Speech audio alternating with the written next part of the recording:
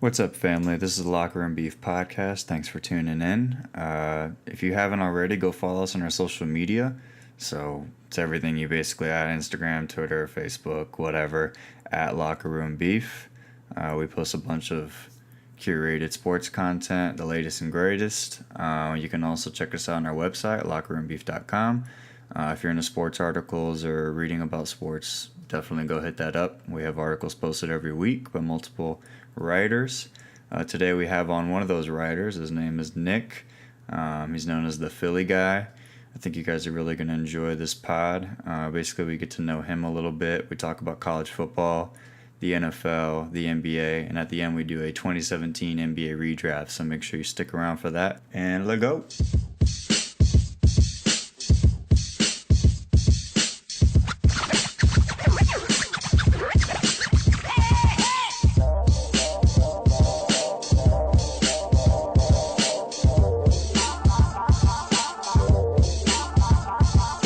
What's up, family? This is the Locker Room Beef podcast. I'm joined by a wonderful guest today, Nicholas Lonabaugh, also known as the Philly guy. Nick, how are you? Doing great, Kev. How about yourself? Pretty good. I'm just trying to get this podcast done so we can air it. I'm super excited to launch. I want people to get to know you a little bit. We've been friends for a very long time. I know you moved to Florida where we met in middle school for us, but just talk a little bit about not just really us, but also some of your favorite teams, your favorite players, people you follow, teams you follow. Just give us a taste of what kind of sports fan you really are. All right, no problem. Well, I know you basically called me the Philly guy, so shout out. Couldn't be any more true. Grew up in South Jersey till age 11, age 12. I was a diehard Sixers, Flyers, Eagles, what am I missing? Phillies fan. Not really feeling the Philadelphia Union now. Not really my thing. Moved to Florida. Met you, first friend I made, middle school. Been best friends ever since. You got me into soccer. Became an Atlanta City fan. Thanks to you, got into BPL. And if you get into BPL, you have to pick your own team. And I remember I've told you this 1,000 times, but I like to torture myself being a Philly fan. So I always end up rooting for the team that hurts me the most, that used to be good. So naturally, I decided to follow Liverpool FC. So go Reds. Go Reds. We're the worst, but we're the best, and it hurts to watch, but I love it. So every year is a tease.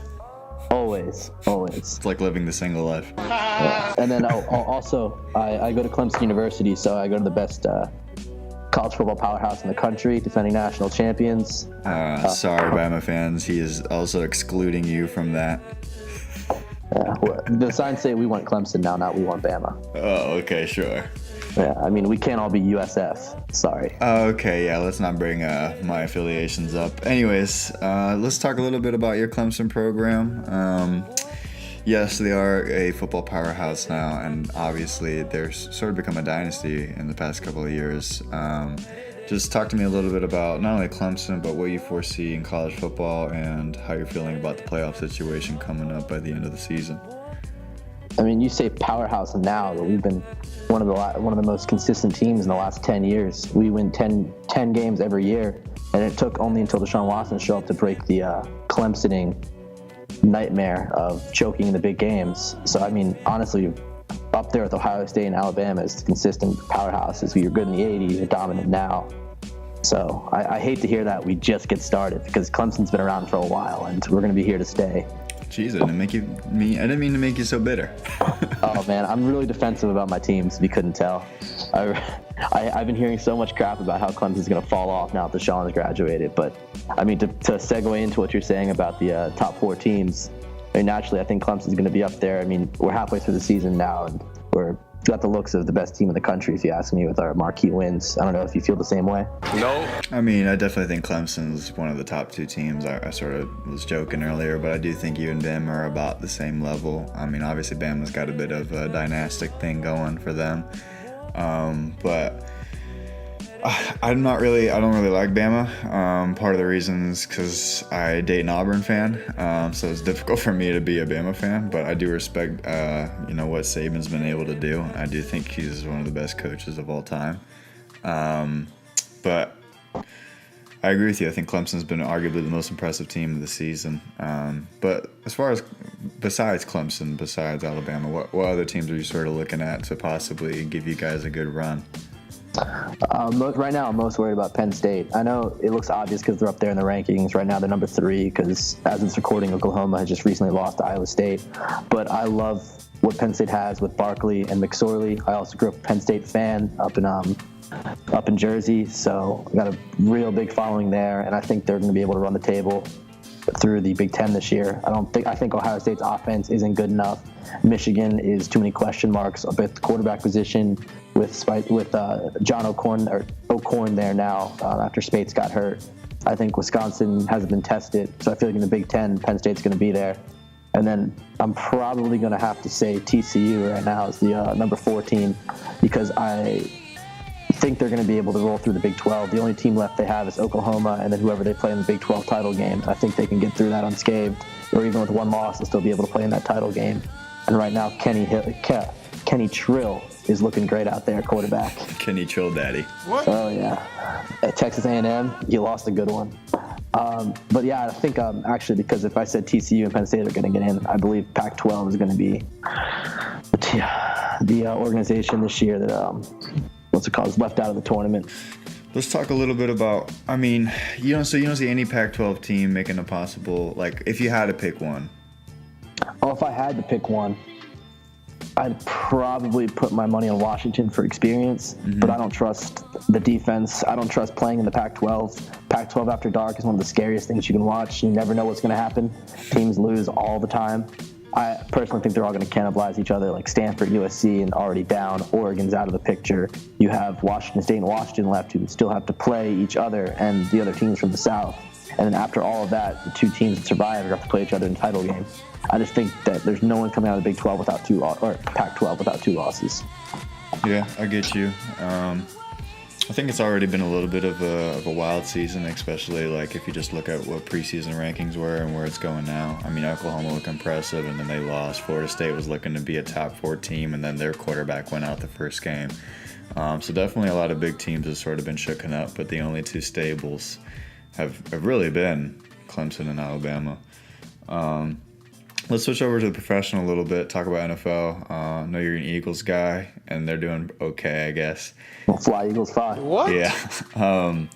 Obviously, I'm a Bucs fan, so it's difficult because I sort of saw this year as possibly being their breakout year for Jameis Winston, and they have a ton of offensive power, but I think they're having a tough time really corralling all that talent together. But just talk to me about your thoughts on the NFL. What teams are surprising you, and what you see for the foreseeable future? I mean, for me, I think the biggest surprise of the year so far has to be the Atlanta Falcons staying on top.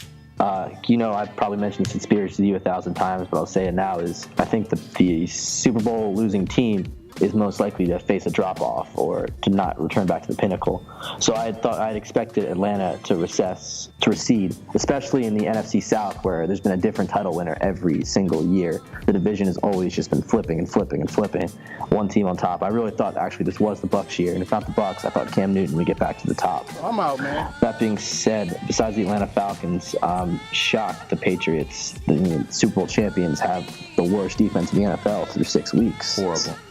It's unfathomable. The cornerbacks with Malcolm Butler and Gilmore, they're just not being able to cover anyone. I don't know if it's the pass rush or something Matt Patricia's doing, but I don't see how the Patriots can be competitive with a 40-year-old quarterback and the worst NFL defense. Yeah, I'm pretty sure I could throw you a deep ball for that secondary. Bro, what are you talking about, man? I don't know, man. I'm a pretty slow-moving guy. So yeah, I agree with you. I think the Patriots have definitely fallen off. I think their Super Bowl contention is looking shaky. I mean, I have a lot of faith in Tom Brady, the GOAT, but at some point it's like you always know he's one super bad tackle away from just taking away all of the Patriots' future, at least for the near future, because it would be tough for somebody else to step in. And their offense would have to be basically perfect in every ball game in the playoffs for them to actually be able to survive in advance. So I agree with you there. I also think the Falcons have been pretty scary. I think it's unfortunate what's happening to the Giants. I didn't think they would necessarily be great this season. It's great what's happening to the Giants. I've been waiting for this Eli collapse for years, and they've been teasing me with it over and over again. But this is it. Eli is done. Stick a fork in him. That's that. Yeah, I mean, I agree with you. I can't believe they haven't gotten a win yet. And I think it's actually going to be a little while till they do get a win. But 0-16, baby. yeah. But yeah, it's going to be really interesting to see how this NFL season goes. I've been sort of adopting the NFL over the past couple of years as far as just really trying to dial in, and the NFL is pretty awesome. I think it's actually amazing that there's so much like negativity surrounding the NFL right now, as far as just like political stuff and like with concussion stuff. But like CTE, definitely. yeah, I know, and they're really big concerns, no doubt about it. But in the end, it is America's sport, and I think a lot of people it's kind of like forget that, but it's kind of like what brings a lot of people together. I think sport in general. Well, question for you, Kevin. Then, if you're really getting into football now, I mean, you come from Portugal, your family's all there. Soccer, basketball is all you've known. Would you let your kid play football? I actually sort of wrote an article on our column about that. Shout out. I sort of think this is the beginning. The title of the article was "The Beginning of the End of the NFL's Dominance," and I sort of see.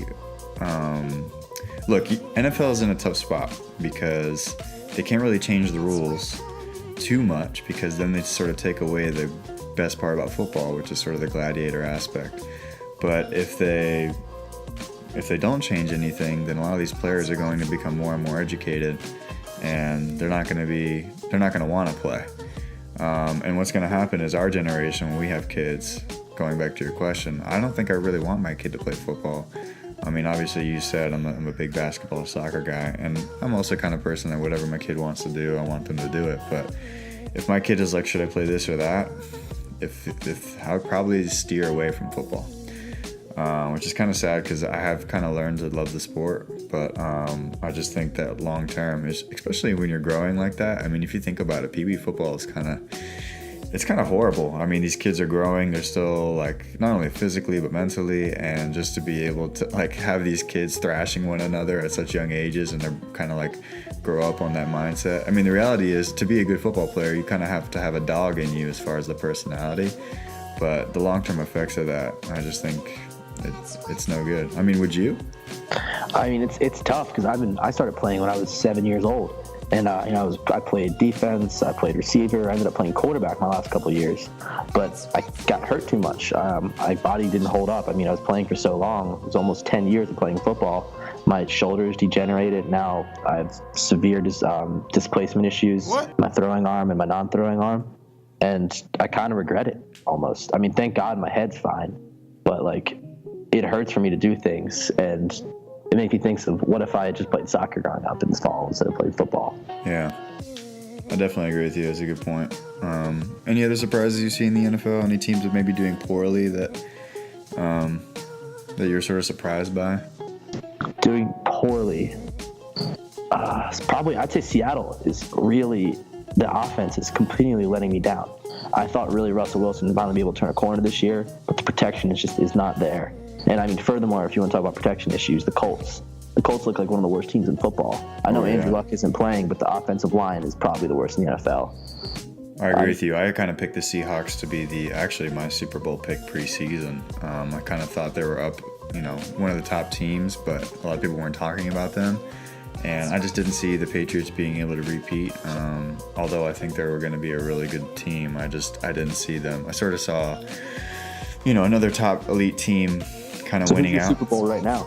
Oh man, that's super tough. I think it's difficult to say right now. I honestly, I don't want to piggyback with the Falcons, but unlike you, always being against the people that lost in the championship game, I sort of always view that as an advantage, because that's the team that kind of like has built the most hunger, because they've tasted the championship more than any other team without actually being able to consume what it's like to be victorious. So I think the Falcons are scary, and we can update that decision later on. But I'm with you right now. No love for my Eagles, though. No, not yet. I will give you this though: the Eagles have impressed me, and I before the season I would have said hell no, but now I'll consider it. I mean, the way I see it now is the best game in the NFL season I've watched was the Chiefs-Eagles game week 2, with the Chiefs winning by a one-score game at the end. The Eagles missed an onside kick, and they could have won the game. So if you ask me, I'm praying for the Andy Reid Super Bowl. Chiefs-Eagles, I think it's a realistic chance this year. I don't know if Alex Smith can carry the Chiefs through the playoffs, and I don't know if the Eagles' defense can get past the Falcons' offense, but right now that's what I'm praying for. Yeah. Let's transition a little bit, talking about bad teams. Let's go to another bad team. You call the Eagles a bad team? No. No. Let's talk a little bit about the Philadelphia 76ers, a team that... So another great team. Sorry. A team that obviously you might have a little bit of bias over. I mean, not at all. I trust the process. Yeah. Just so our listeners know, my buddy here, the Philly guy, has adopted the full trust the process mindset for years now. He'll tell you a bit more, but his season starts when the championship trophy is raised. And he off-season best season, and he reads multiple articles, multiple accounts, has the NBA mock draft up on his iPhone at all times. He knows exactly. He knows exactly who are the best prospects, who he wants on his team. He prays for it as soon as he starts to understand what pick we're gonna get. So just talk to me a little bit about your predictions for the 76ers this year. Obviously, you're gonna have a bit of an optimistic view. But what do you see realistically, and what do you see in the dream scenario? Realistically, Embiid plays 60 games, and we finish with 45 wins. What? I think that 45 wins is good enough for 6 or 7 in the East, and a first-round exit, but a competitive series against one of the top two or three teams. I think that's a realistic situation. Dream situation is Ben Simmons, Markelle Fultz, Dario Saric, JJ Redick, and Joel Embiid, and Robert Covington fit together like a glove, and we roll to 50 wins, a 4 seed in the East. First round we win, then the rookies kind of get picked apart by the more competitive teams, and we lose in the second round. And worst case scenario, I don't even want to talk about it. It's okay, I can do that for you. Worst case scenario, Joel Embiid does what he's been doing his past couple of seasons and gets injured and doesn't play much. Hey, JoJo just got paid. He's here to play. Look, let's talk about that a little bit. What are your thoughts? I mean, look, you're a big 76ers fan. You have a lot of faith in Joel Embiid. You're probably one of his biggest fans at least that I know. You just paid him almost $150 million, a long-term contract. How do you feel? I mean, let's put this in perspective for our listeners. At this point in his career, Greg Oden played more games than Joel Embiid. Take that for that. Oh, but the game Greg Oden played didn't look like a dominant factor that Joel Embiid did. But Greg Oden is universally known as the biggest NBA bust of all time. Even he has been interviewed and has said himself that he is a bust. Yeah, but Joel, you still see it. Even when the problem with Greg Oden was the injuries were debilitating. He couldn't play. Joel, through his injuries, when he has played, has looked great. And he would have played more if the Sixers medical staff had not withheld him. There were multiple times that they've come on saying he's able to play, we are holding him back. We've been waiting for that moment for him to play, and I think this year the Sixers are all in for time to move the process into the next stage. It's a battle cry right now. Here's what I think for the Sixers. If you want a best case scenario, for me, you cannot have any rookie of the year on your team. Here's why. Because for me, if you're going to have a rookie of the year on your team, that means that either Markelle or Ben Simmons is not playing up to par. Because in theory, I'm sure you agree, but they're supposed to both have pretty good breakout seasons and should have very dominant rookie seasons. I don't expect much from Markelle this year. I know point guards go through some serious growing pains. That's why I'm all in on Ben. Ben's gotten a whole year to watch the NBA from the sidelines, and I'm huge on Ben right now.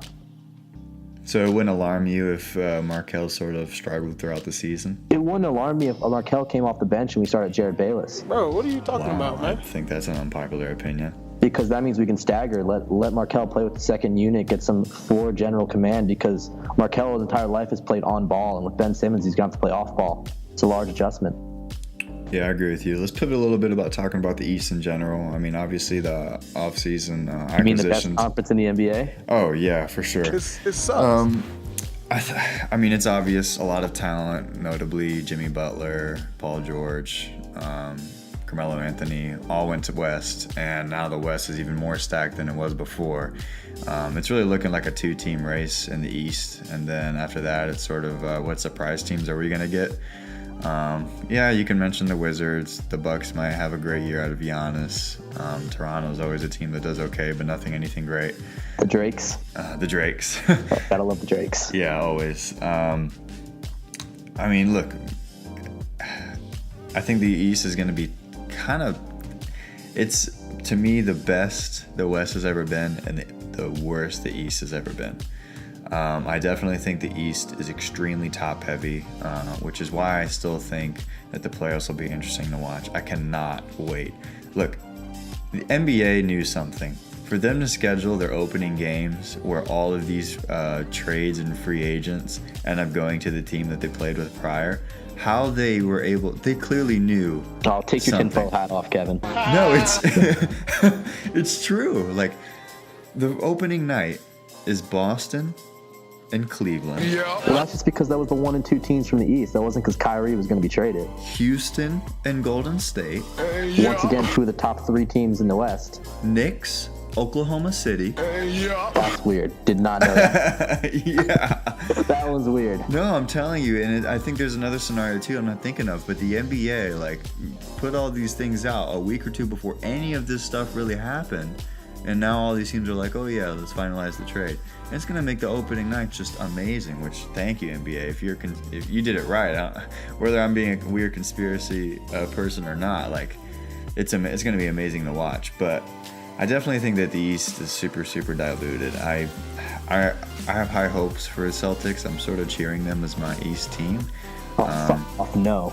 No, I really love what the Celtics have been able to do. I'm a big fan of Kyrie Irving. I hate Danny Ainge so much. Everyone thinks he's such a good general manager. He is horrible at drafting. I wouldn't say horrible, but he's not good. The best player he ever drafted was Avery Bradley. But the thing that you have to take into consideration, he's one of the best trading GMs in the NBA. It's not even just a good trader. He's just a harasser. It's just this constant assault over and over again. For other teams, like you could see it with the Philadelphia trade that we pulled off. He's just like, oh, look at it this way: how he hung the Brooklyn Nets pick for so long, refusing to trade it up over and over again. I think that with all the assets that he'd accumulated before the trades, and then not even counting the Nets trade because that was just Billy King being Billy King.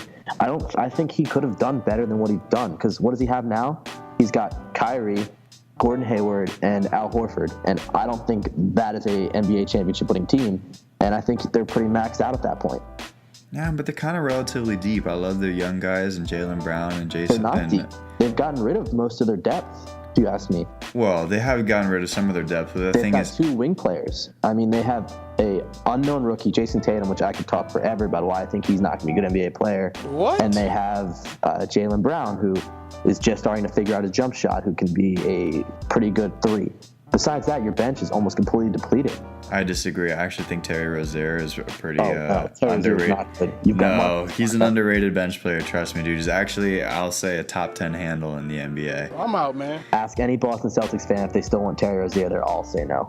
I disagree. Well, then, if that's the case, Boston fans are wrong. I actually think that Terry Rozier is a pretty good player. Marcus Smart. Everyone in Boston loves Marcus Smart. I actually think he's a quality player as well.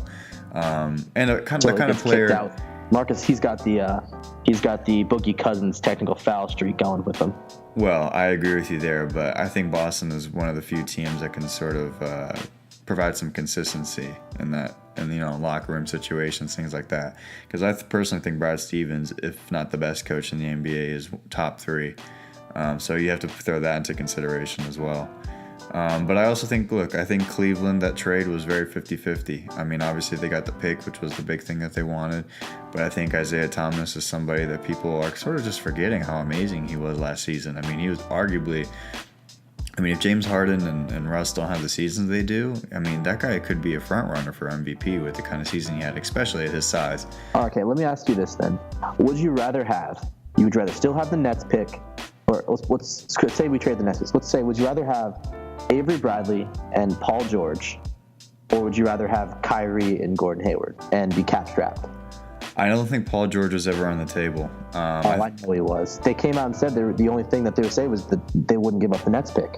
Well, no, I think Kevin Pritchard was trying to stick it to either Paul George or to Danny Ainge, and he didn't want to trade within the East. And it ended up becoming really stupid because he ended up the equivalent of trading Paul George for Serge Ibaka. He's an idiot. Which to me is unbelievable. Which is why I think Sam Presti is the best GM in the NBA. But we both agree with that. Yeah, but because they fired Sam Hinkie. Yeah. But I definitely think that it was a very 50-50 trade. And look, I think Cleveland's going to have a great season. I think they have a lot of depth on that squad. I do see Cleveland being the second seed and having less wins than the Celtics throughout the season. But I think that Cleveland ends up beating them out in the playoffs. I 100% agree with you there. I feel like Cleveland's going to be resting a lot of their players throughout the year. And I think the Celtics are going to be pedal to the metal. We have to be the best. We have to prove we're the best. I'm Kyrie Irving. I'm going to drop 50 points a game type situation going on there. Yeah, I agree. And I think that Boston will be able to create a level of consistency that Cleveland won't. And then Cleveland will have spots, though, where they go on like 8-game losing streaks, but also like 12-game winning streaks, I think. It'll be a really inconsistent year for them. I'll say it now. The Celtics cannot win an NBA Finals if Kyrie Irving is their best player. I'm out, man. I disagree. I think by 2020, they'll be champs. No, by 2020, the Sixers will be raising the banner. Bro, what are you talking about, man? I'm the kind of person that in sports, I sort of view teams like stocks. And if I had to put a lot of my money into a stock in the NBA, I would put it in Boston. I just think for the next decade that they're one of the most well-set teams. It's got to go to Houston. Daryl Morey always knows what he's doing out there. The way he can just flip every time he knows to flip a player, or even Utah. I take it with a general manager I trust more. You would rather have stock in the Utah Jazz over the Boston Celtics? What? Oh yeah, and I'll tell you why. Oh my gosh. So when we were growing up, what was the Utah Jazz team? It was the Darren Williams team. Darren Williams team, yep. So what did they do with Darren Williams when they realized they weren't going to compete anymore? They were going to top out as a 4 or 5 seed in the dominating West. They ended up trading away. And they rebuilt with Rudy Gobert, Gordon Hayward. Right? Years later, after many years of losing. 2 years rebuilding at the bottom of the West when they knew they weren't going to win a title anyway. Now they flipped up, they reloaded, had a great defensive-minded team. They lost Gordon Hayward. What do they do? They replaced him with Donovan Mitchell. If there's any team that knows how to draft and flip capital, it's the Utah Jazz. Do you think the Utah Jazz makes the playoffs? Not a doubt. I think they get into the playoffs. I think the Mavericks are on their way down, or on their way out. I think the Grizzlies are on their way out. I think Portland doesn't have a front court, and I think the Timberwolves will get in over them, but I feel like there's still question marks there. I like what the Jazz have with a solid defense and a great Gary Harris, Donovan Mitchell front court, backcourt. The only thing I like about Utah Jazz is I think that Quinn Snyder is an underrated coach, maybe the most underrated coach. But look, the Utah Jazz aren't going to make the West playoffs. At least I don't see it, because I think there's too much talent in the West, and I disagree with you. Who's your 8 right now? Well, I think Portland is in, but I don't even think they're the 8 seed. I think Denver is actually my 8 seed. I like Utah over Denver. Oh, wow. I mean, Denver's got the 2 best passing bigs in the NBA. They have a decent amount of depth. I don't think Denver's squad overall is going to really do much in the playoffs, but I do think they have 2 all-star caliber type players. Well, but now in the West, I don't think either of them make the all-star team. But I do think they're going to be the kind of team that is going to be a matchup problem in the NBA. And I think they're going to also have matchup problems because I think the guard player is going to have a tough time playing this elite squad. Do you have the Clippers or the Lakers in the playoffs then? I don't have the Lakers in the playoffs. Do you have the Clippers? I have the Clippers in the playoffs. So just the Blake Griffins, if he even plays? Well, actually, the Clippers are extremely deep. I mean, they traded 8 players for Chris Paul, which I would have done the same thing. They've got scrap players, if you ask me. Most of the players they traded for were non-guaranteed contracts. Too. But they gained Pat Beverly, Danilo Gallinari, which is the 3 that they've always been looking for the past 4 years. Gallinari and Blake Griffin are barely going to play more games than Joel Embiid this year, if they do. I disagree, actually. Blake is I've heard, is doing well as far as his injury recovery. I think the thing about what I really like about Blake and DeAndre is I think they're actually two big men that will work well, because Blake now will be a super ball dominant player, whereas that's not DeAndre Jordan's game at all. I mean, he is Mr. Dirty Work. I think DeAndre is going to look a lot worse without Chris Paul, and Patrick Beverly will not be able to place Chris Paul. I agree with you. I don't think DeAndre Jordan will have all-star caliber season ever again, and I actually see that happening with Clint Capella. Because I think that Chris Paul, and now obviously with James Harden still there, he's going to literally get almost 10 points a game, easy buckets. That's that. Just from that. Just from an alley-oop and just from a catch and dunk, yep. Catch and dunk, block shots on defense, and run in transition. Yeah, he's going to get he's almost going to be an all-star snub, I think. But that's how I see it. Is there any team in the East that you feel like might make noise? Like, obviously you might say the Philly, but like anyone else? Make noises in the playoffs, or make noises in compete with the top two teams? Maybe both. Wizards. I think they're finally clicking. I love Bradley Beal and John Wall. I think they've taken a long time to figure it out, but I think they have something, and they have a three that I think they're similar to Portland, but better in the front court and better at the three position. I feel like they are a real threat to maybe possibly upset the Cavs or the Celtics if they're not bringing their A game in the second round. I mean, I definitely think they have one of the best starting lineups in the league. I just like last season in the playoffs, I think they're going to struggle with their depth. I think if you actually look at the metrics, like they were by far the best scoring plus minus starting five in the NBA, and then as soon as they brought in any bench player, it started depleting like crazy. So I agree with you. I think if the Wizards are able to somehow, especially before the trade deadline, if they're able to find a couple of players, I do think that they can contend. I mean, I think John Wall is the second best player in the East, but I was going to say watch the trade deadline with the Wizards, and plus John Wall is hungry. John Wall is a competitor, and the way he went out in Game 7 against the Celtics, is he's not going to forget that. Come playoff time, I'm putting money on John Wall. Let me give some words of advice for John Wall, because I know he's listening. Who, me? When you win a ball game in unbelievable fashion, it is your right to celebrate. But don't climb on the scorer's table and start saying, "This is my team, this is our squad," when it's Game 6. He's an idiot. You do that in Game 7 when you've won the series and you advance in the playoffs. Do you know what you do in Game 6, Kevin? In Game 6, you do the John Wall on the scorer's table. No, he does. Wall. The John. I haven't seen people do that in a long time. But anyways, so yeah, I do think I agree with you. I think the Wizards might be a tough team, especially if they're able to make some trade acquisitions. And I think they have a decent chance. I think that'd actually be an unbelievable spot. And you heard it here first on Locker Room Beef, but I think Boogie has a really good shot at ending up there, because I do think that the links between him and John Wall are high, and I think that Boogie would like to play for a team that John Wall is sort of the guy that runs the team, and I think John Wall is a very good passer, and a lot of people don't realize he's a very complete point guard, and I think that Boogie would be able to give a lot of help to that team in ways that I don't think John Wall's ever been played with, besides at Kentucky. Yeah. Gortat and Otto Porter for DeMarcus Cousins. Do you do it?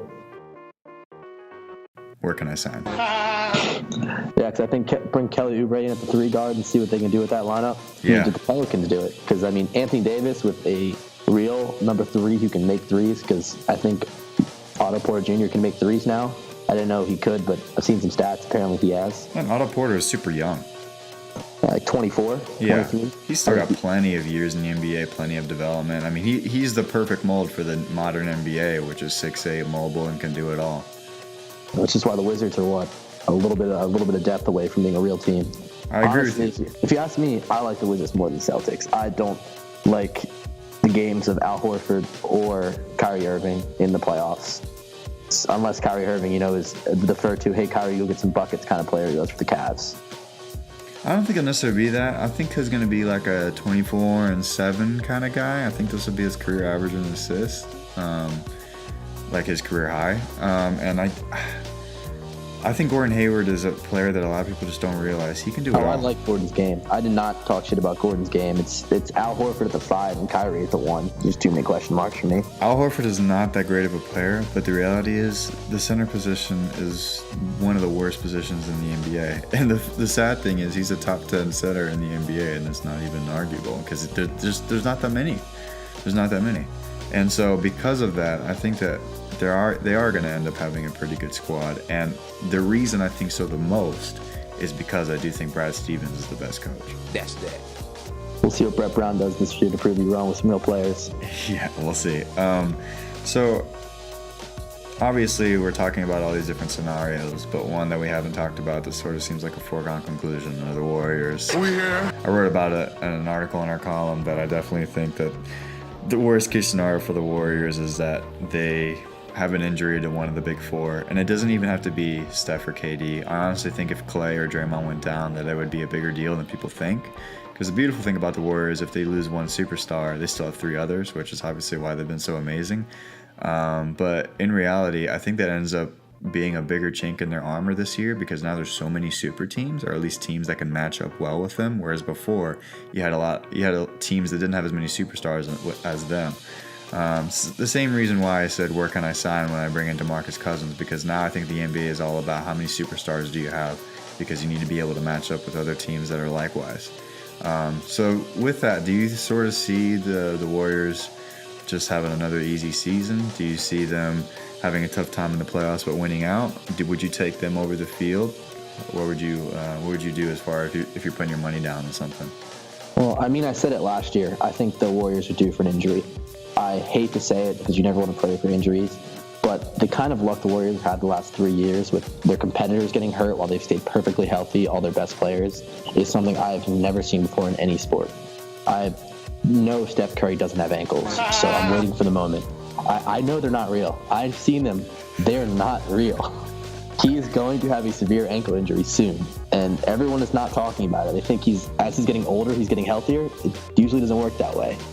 So I think you do bring up a great point. What if Draymond Green goes down? Draymond plays hard. What if he runs through a scorer's table or jumps awkwardly and lands wrong? I mean, is there a replacement on the Warriors? Or maybe his balls get kicked.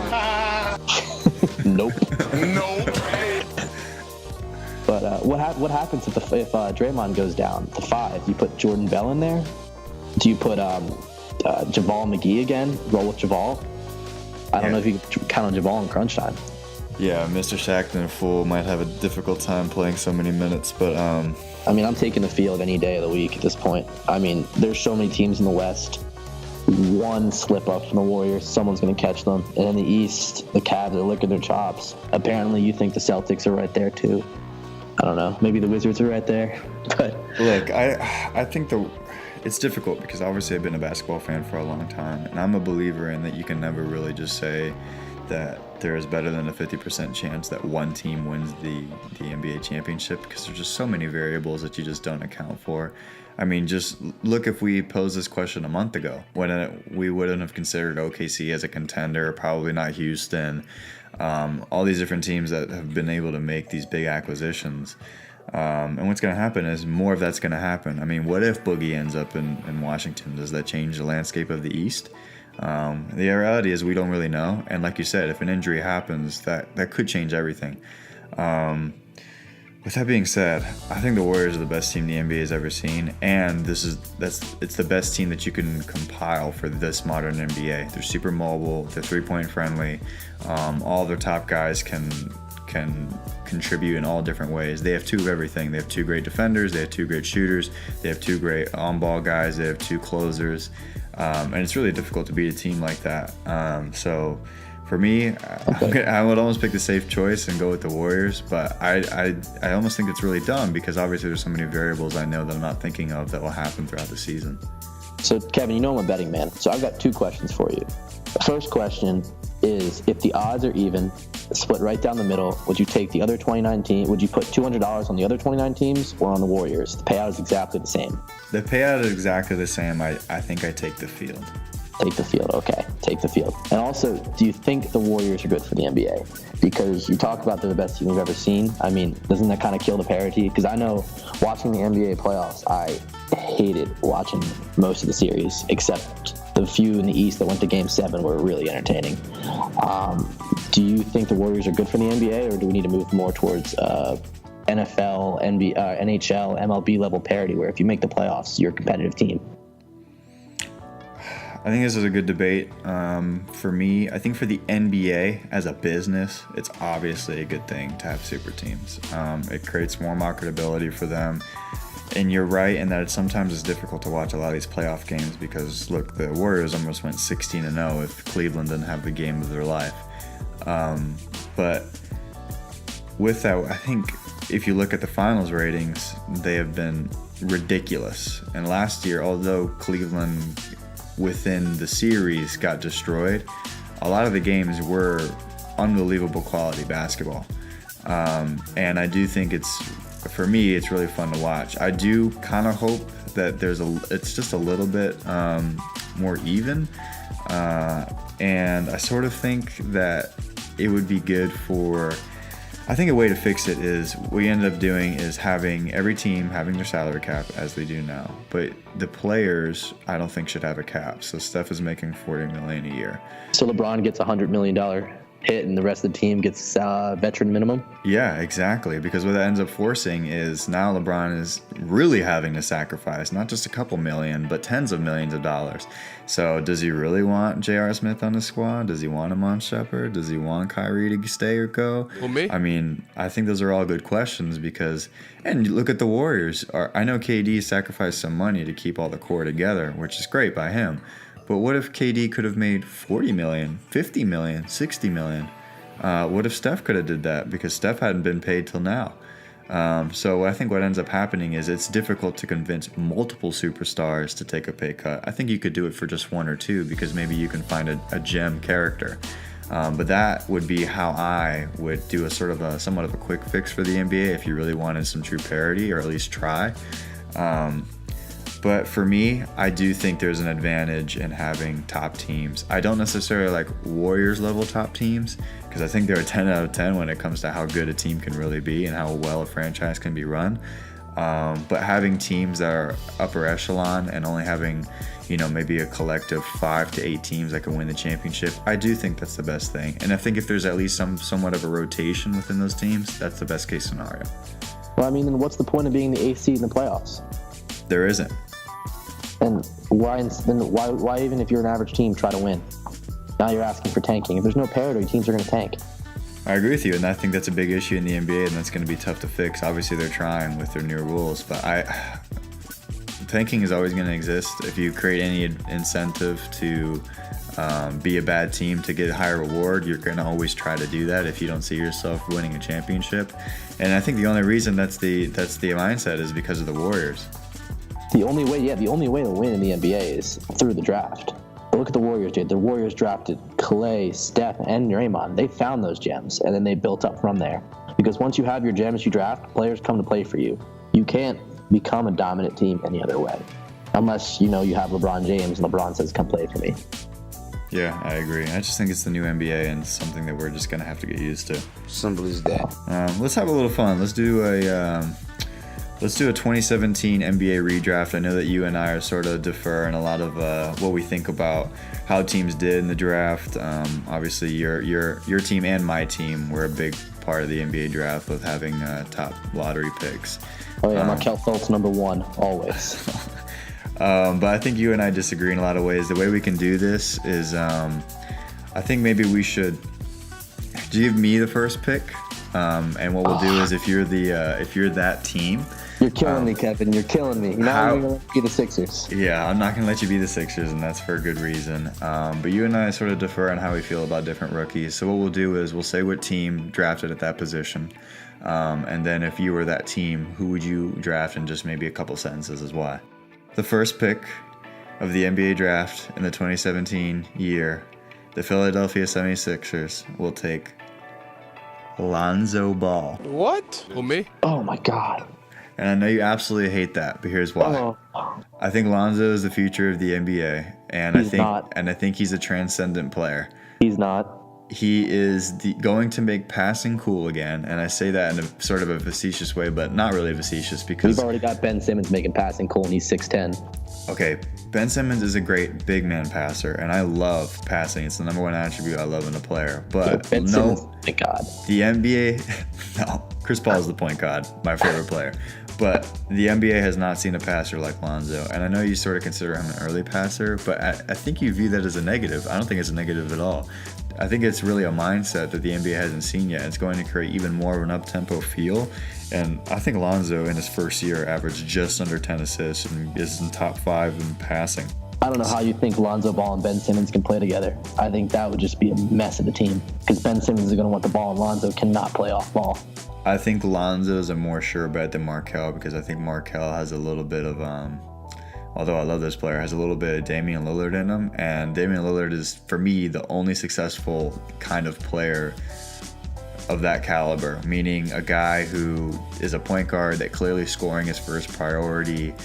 So a real combo guard.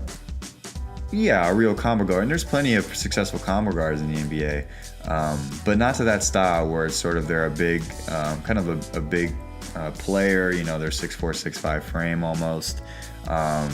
They sort of use their body a lot more than other players. It's not as much finesse as it is really just kind of like playing as a brutal point guard. I think long term it doesn't really work. I mean, I love Damian Lillard, but I don't ever see him winning a championship, and I sort of think the same way with Markelle Fultz. So, Los Angeles Lakers, who would you take? I just think Markelle Fultz fits too well in the Philadelphia puzzle for him not to be taken number one.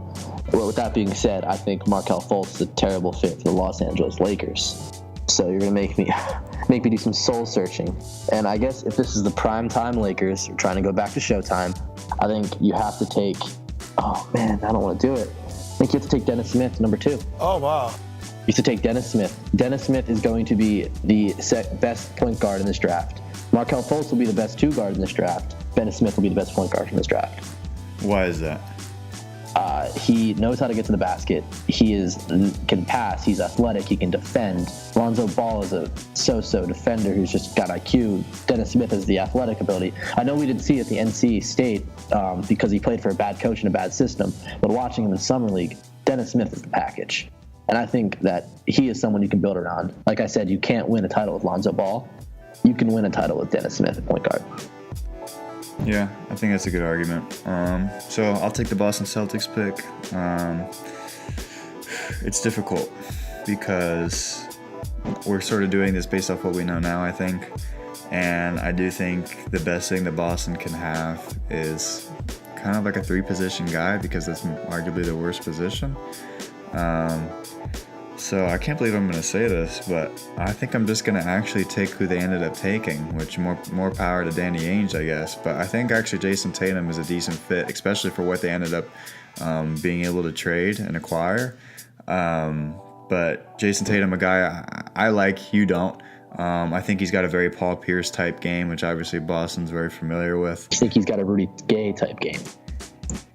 But Rudy Gay as like your third best player isn't that bad of a deal. Yeah, but you're drafting him number 3 overall to be a top player on your team. And I mean, a Rudy Gay is like a vortex on offense. When Jason Tatum's against the play is going to stop.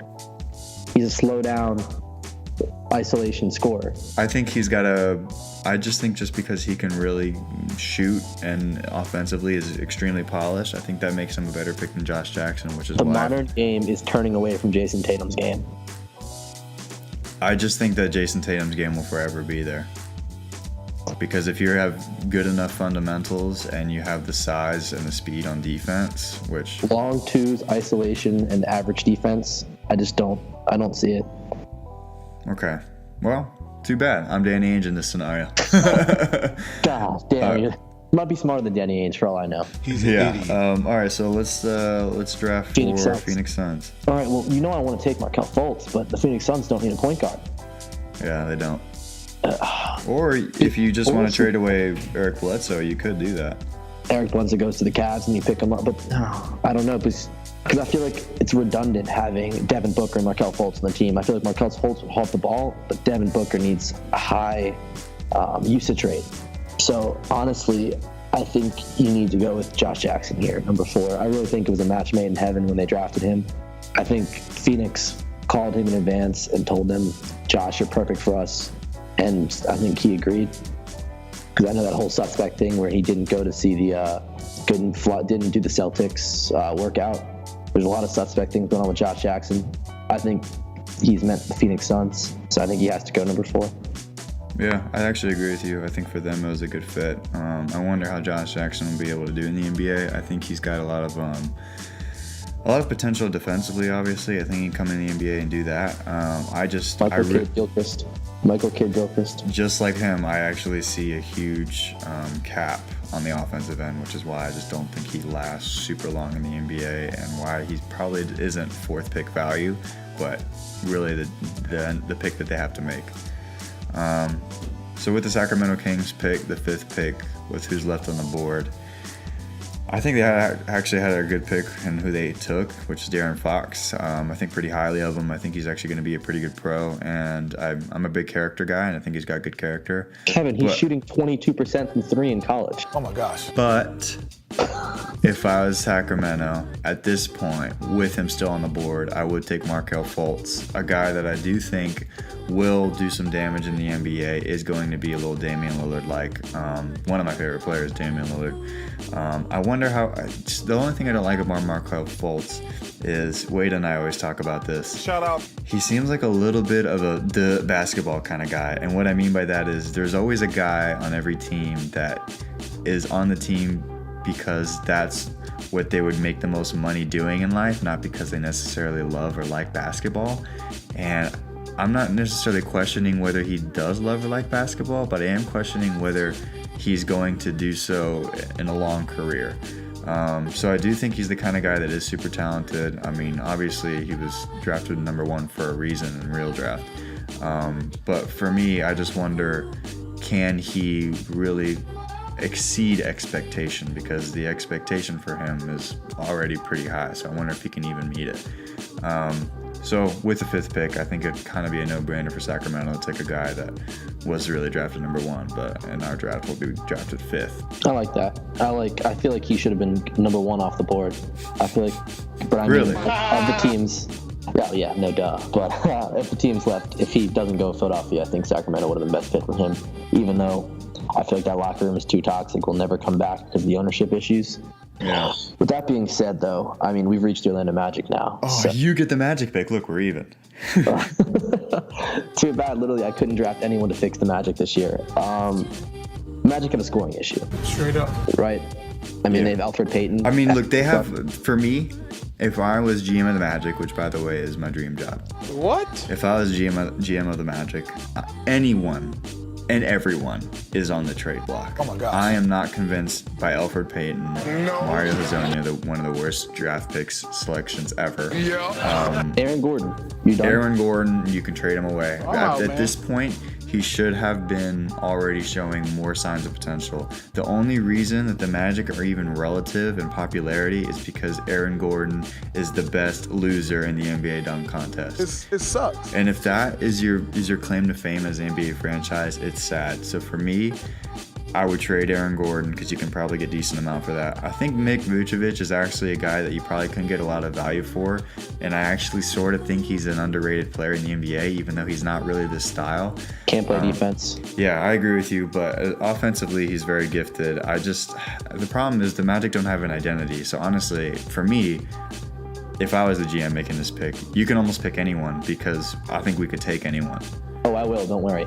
Magic need to be fun, and there is a perfect answer to Elfrid Payton and Evan Fournier. Malik Monk. Who, me? At number 6. Wow. Put a true combo guard in there. He can play. He's a shooting guard who can bring up the ball. He's gonna have to guard the point guard. Put Elfrid Payton on the 2 guard. Put Fournier on there. Run 3 guards across the top, and he can shoot lights out. I think he starts to change their identity in the Magic, get them moving faster. Get rid of Vucevic. Put Aaron Gordon at the 5 and let them run. Aaron Gordon at the 5, that actually sounds intriguing. I'm out, man. I think it'd just be fun to run. But with that being said, I think the Magic really should have taken someone who could score the basketball, not another. He's good, but he needs to get a jump shot player. So for the 7th pick, I mean, the Timberwolves ended up selecting this pick, but this went to the Bulls. Should I trade this from the Bulls standpoint? Send it to the Bulls. Send Timberwolves make the draft because I think the Bulls are getting rid of Butler. So, with that being said, basically the Bulls with the 7th pick. I'm not a big fan of Lauri Markkanen. Who is? And that's sort of what scares me is a lot of people are like, oh, that guy's not going to play very well. And when a lot of people say that and he ends up being a top pick, they're saying the same thing about Kristaps Porzingis, who I think is the unicorn of the NBA. Who, me? And I do think pretty highly of him. So I wonder, because I did actually watch a decent amount of him in college, and I wasn't too impressed. That's what I'll say about Porzingis. Played in Europe. You did not play in the college basketball. Markkanen played a year of college basketball and did not look that good. I agree with you. So I don't think I'm taking Markkanen, obviously. So for the Bulls, I mean, their best players right now are Zach LaVine. And who else? I know they got a couple Euro guys. But for me, they can almost take anyone. And I think you want to take as much of a franchise player as you can. So I think at this point, I'm going to take De'Aaron Fox. Chris Dunn's still on the team, though. You just say give up on Dunn already? You just traded for him. I think I do. I do because I think at this point De'Aaron Fox has also slipped in our draft. Because I don't think De'Aaron Fox is a top 10 player. Oh, wow. In this draft. No, he is a point guard that can't shoot, should not be in the NBA. You're a Magic fan. You should know that with Alfred Payton. I knew it with Michael Carter-Williams. Well, I think De'Aaron Fox is a much better... look, De'Aaron Fox, like... Alfred Payton, if you turn him around, he could be sold at stores as a mop. Okay? So, De'Aaron Fox, I actually think is a little bit more of a high-character guy, and I was skeptical about him, but then I watched him in March Madness, and that dude can ball. And he has arguably the quickest first step I've seen in probably 3 or 4 years coming out of the draft. And I think that's something that a lot of people are going to have difficulty guarding. So I'll stick with that pick, De'Aaron Fox, for the Chicago Bulls. They start to build around him. They have, him, Chris Dunn, Zach LaVine. They can sort of build around their guards and find bigs. All right, so I'm up then, right, at 8 with the Knicks? With the Knicks. Shout out. Oh, that's a clusterfuck. Well, first, talk to James Dolan first, because you know that he makes every basketball decision, of course. He's an idiot. James Dolan's going to tell me to draft Markkanen, I know it. He said there's no way Markkanen would have made it to 8. But honestly, if I was a real basketball GM and I knew what I was doing, I cannot believe this guy fell to 13. I was talking about him, Kevin, as in like if Sixers are picking at 3, I want this guy on my team. It's Donovan Mitchell. Straight up. I want Donovan Mitchell. I cannot believe he's still on the board. Yeah. You saw him in Summer League. Donovan Mitchell is one hell of a player. I agree, and I think Rick Pitino said that he was probably his most favorite player. Yeah, you know what that means, right? It means him and they had the most fun with the strippers. When it matters. That means that Donovan did a good job of hiding everything. So when he was gone, so did all the privacy go. But I agree with you. I think Donovan's a good pick there. I think he definitely fell in the draft, and a couple of players that shouldn't have been drafted before him definitely were. So I think it's a good pick. So next on the draft, we'll take the Dallas Mavericks pick, who in real life did a great job with taking Dennis Smith Jr., who in our redraft has gone second to the Los Angeles Lakers. So with the redraft, Dallas Mavericks, let's see, Dirk is getting old. I see a natural replacement right there. I kind of agree with you there. It's hard to not actually pick a Markkanen now because... Oh, I know. I disagree. Because here's why. Markkanen and Dirk have sort of similar games. Both big, stiff, white guys that can shoot. You like to think Lauri's a little more mobile, and especially in this NBA, you kind of need to be. But I'm a big guy, and wherever you're drafted is super important. And I think having a great player to kind of like be taken under their wing is huge. So I think if I was Dallas, I'm actually going to take Markkanen, which is really surprising because I never thought I would take him in this redraft in top 10, but it actually makes really over a lot of Jonathan sense. Isaac? Yeah, I do, because I feel like Dirk could do so much wonders for Jonathan Isaac. My problem with Jonathan Isaac is the only thing I think he can do in the NBA right now is rebound, which a lot of people don't really realize, but I think he was actually a really elite rebounder at FSU. I was able to watch a lot of his games, not only live, but on television. and he's got just one of those natural knacks for the ball. What? But my problem with Jonathan Isaac is, one, he's too skinny. I call him Noodles. And I also get a little bit of a hint of that Marco Fultz, the basketball kind of thing. And I don't think he had that, but I think Dwayne Bacon, being the best player on his college team, rubbed that sort of feeling off. And I wonder if that really changed the trajectory of how he goes. So surprisingly, I'm actually going to take Lauri Markkanen for the Dallas Mavericks. Okay. So that brings up the Kings pick that goes to Portland. Yeah. I think Portland has a backcourt, so Frank Natilla is out of the picture. Tongue twister, I guess. I think that leaves Isaac or Zach Collins, and I still don't think Zach Collins has proven enough at 1 year in Gonzaga to be drafted this high. Yeah. So I think at this point you have to go best player available, slot Isaac in next to, who's the center now for Portland? Still Lopez? Well, Jusuf Nurkic. Nurkic, sorry. So I think actually that might sound like not that bad of a fit then. I actually think that's a great fit. Yeah. I think in this redraft, actually, they would absolutely love to have Isaac fall to them, because I think, I'm just talking about situation, Isaac isn't really demanded much. Where I think in Orlando, you could argue that if he has a pretty good season, he could be our best player, sadly. I'm out, man. So I think it's way too much pressure on him in Orlando. So I actually think a redraft where he ends up in Portland is a really good situation for him. I do like that a lot more. I completely forgot him on the Nurkic trade deadline last year. Jesus. That's just bad. But yeah, lock in Jonathan Isaac at 10 then. You want to go through the rest of the lottery then? Stop at 14? Yeah, that's a good idea. So with the 11th pick, we're talking the Charlotte Hornets. I mean, obviously they just had a Dwight Howard. We should take that into consideration. I think they did a good job in drafting Malik Monk in real life. So they have Kemba. They have Dwight. They could definitely use a swingman. Justin Jackson?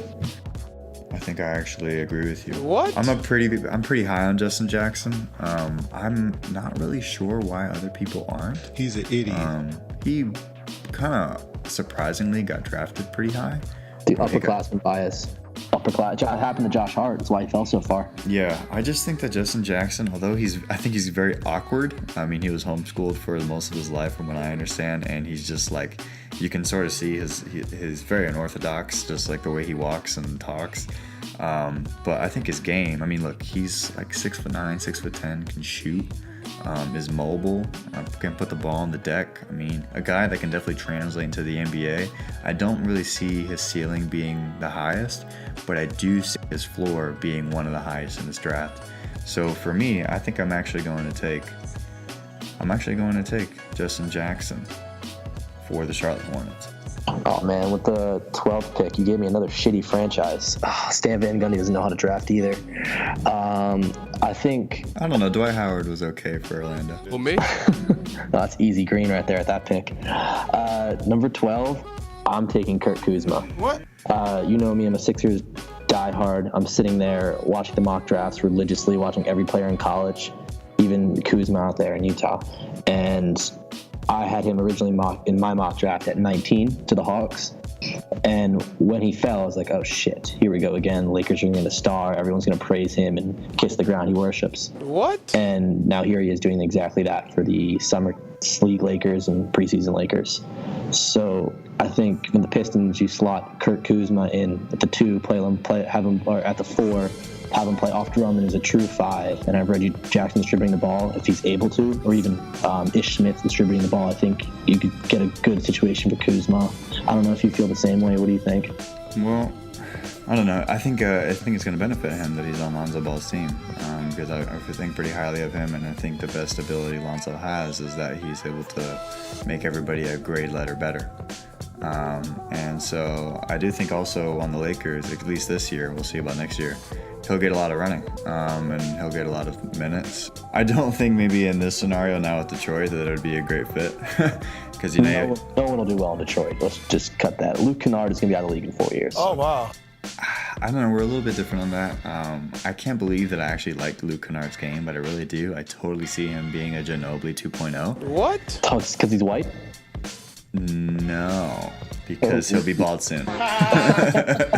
No, so I definitely think Luke Kennard's he's just really unorthodox. Left-handers are always a problem in the NBA. He's a great shooter. He comes off screens well. He's not a great he can't really like create a shot for himself, but he is a good off the ball shooter.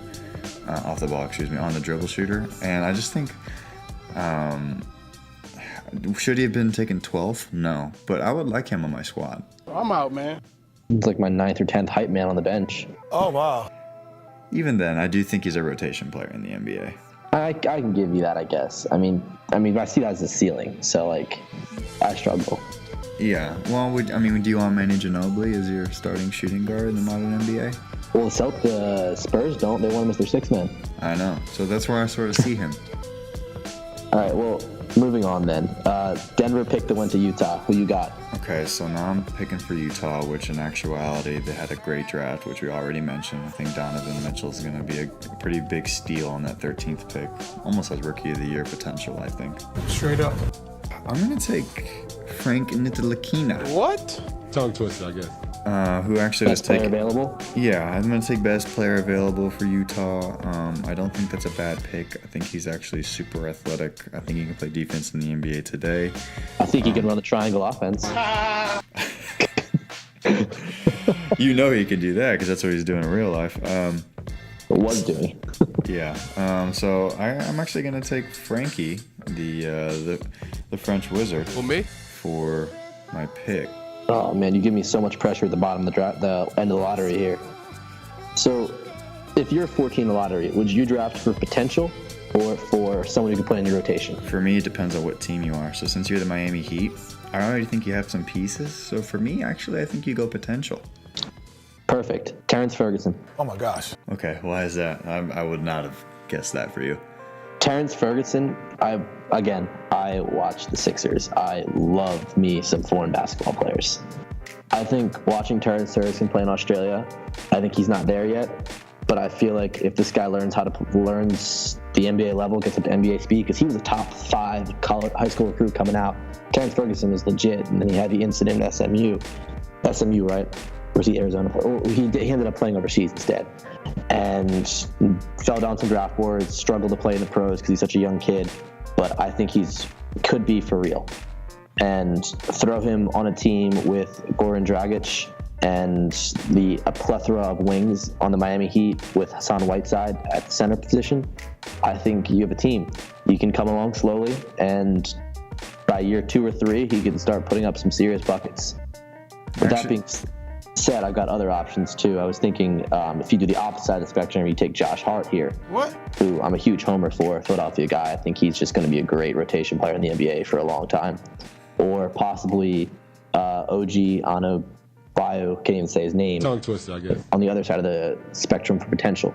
So it's between those 3 names, but I think giving it to Terrence Ferguson here. Yeah, I actually think that's an interesting pick. I think Bam Adebayo has actually been pretty good for him, for Miami, at least in the summer league and in preseason. Let's see how he does, over the course of the real season. The good thing about Bam is that he'll be able to really learn a lot from Hassan Whiteside, who I think is one of the young, the bright spots in the NBA. I think having a center that's that mobile, and I'm pretty sure he led the league in blocks last season. So that guy's a super... JoJo would have led the league. That's enough. All right. They counted his stats. With that, Nick, and your homer self, let's just go ahead and wrap up this pod. Thank you so much for listening. Hope you enjoyed listening to the Philly guy. No. Hope you don't get sick of his bias. But he is a great sports mind and one that I'm super happy to have a part of this pod. I promise it'll only get worse. I use rational thought projects to back up my irrational fandom, so it's only going to get worse. What? What we'll end up doing is just putting a cap as how much Philly talk you're allowed to have. Simple as that. We probably should have enforced that in this first pod. Yeah. But we'll definitely do that in the future. But thank you so much, Nick. Definitely a very interesting redraft that we had, and obviously a couple great topics we were able to go through. So we'll see how the seasons go, and best of luck to you. You too, man. Talk to you later.